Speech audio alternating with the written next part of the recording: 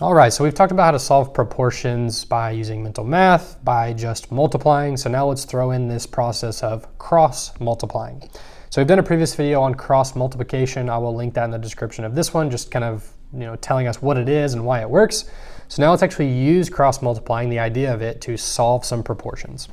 All right, so remember with cross multiplying, we're going to multiply across, right? Revolutionary idea, I guess. So x times 10 would be 10x, and then 8 times 7 would be 56. So now we have 10x equals 56, and now we can divide both sides by 10 in order for us to solve for our variable. So x is going to be equal to 5.6 for number 1, right? Because when we're dividing by 10, we can just move that decimal one place to the left to find our solution, okay? All right, number 2, 9 over x equals 3 over 17. So we're going to multiply across again.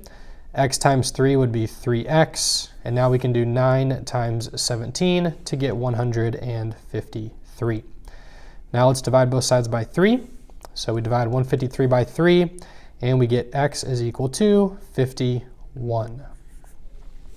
All right, 3 more examples. Number 3. 2 over 7 is equal to x over 28. So once again, multiplying across here, x times 7, 7x, and 28 divided by 2 would be, or 28 divided by 2, 28 times 2 would be 56. Now we can divide both sides by 7, and we get x is equal to 8 for number 3. All right, number 4, 12 fifths equals 6 over x. So let's cross multiply. So we get 12x is equal to 30. Now we can divide both sides by 12, so we can do 30 divided by 12 to get 2.5, or 2.5, okay? All right, in our 5th and final example, this one looks a little bit different because we have an expression in our denominator. So we're gonna have to think about how we wanna multiply here and be careful with our multiplication. Let me show you what I'm talking about. So cross multiply here. So now 15 times x plus 1. So I'm gonna write it like this, 15 times x plus 1 equals 40 times 6 would be like 4 times 6 is 24, and then we just add our 0 to get 240. Now, notice what we have on the left side. This is actually now the distributive property.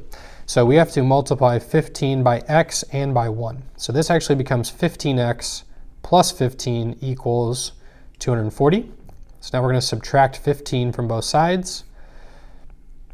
So we get 15x equals 225.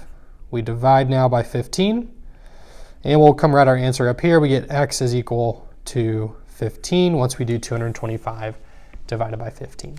Okay, so that's how we can use cross multiplication or cross products to solve proportions.